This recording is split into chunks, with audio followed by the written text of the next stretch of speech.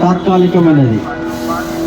One day we have to leave this tent and we have to go to God. ఒక రోజున ఈ శరీరం లేచి మనం దేవుని దగ్గరికి వెళ్ళిపోవాలి. Why we have to go to God? మనం దేవుని దగ్గరికి ఎందుకు వెళ్ళాలి? Because He is our creator. ఎందుకంటే దేవుడు మన సృష్టికర్త. He created you and me.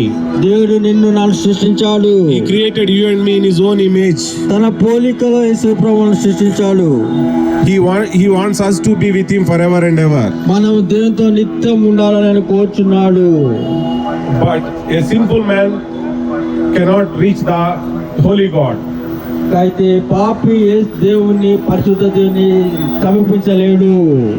So God made a plan so that we can be with Him forever and ever. దేవుడు ఒక ప్రణాళిక చేశాడు, మనము మనుషులతో చిరకాలం జీవిద్దామని. He sent His only begotten Son Jesus Christ into this world to save us. తన ఏకైక కుమారుని యేసు ప్రభువుని ఈ లోకానికి పంపించాడు. Jesus Christ, He left the heaven's glory and He came to this world as in human form. పరలోక మహిమను వదిలేసి యేసు ప్రభు ఈ లోకానికి వచ్చాడు. He became our ransom on the cross of Calvary. శిలువలో తన మన కోసం ప్రాయశ్చిత్తం చెల్లించాడు. He paid the full price for our sin debt. మన పాప శిక్షను భరించాడు.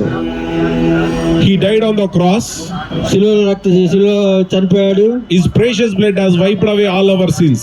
ఆయన పవిత్రమైన రక్తంలో పాపాలను కడిగి వేసింది. And He became the way to heaven. ఆయన పరలోకానికి మార్గమైన యేసు ప్రభు. He is the only way to the heaven. ఆయన ఒక్కడే పరలోకానికి మార్గము. Why Jesus is the only way to heaven? ఎందుకు యేసు ప్రభు పరలోక మార్గము?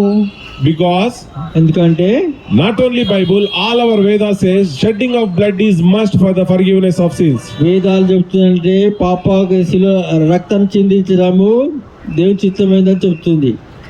So only a holy person can shed his holy blood so that we can have forgiveness for our sins.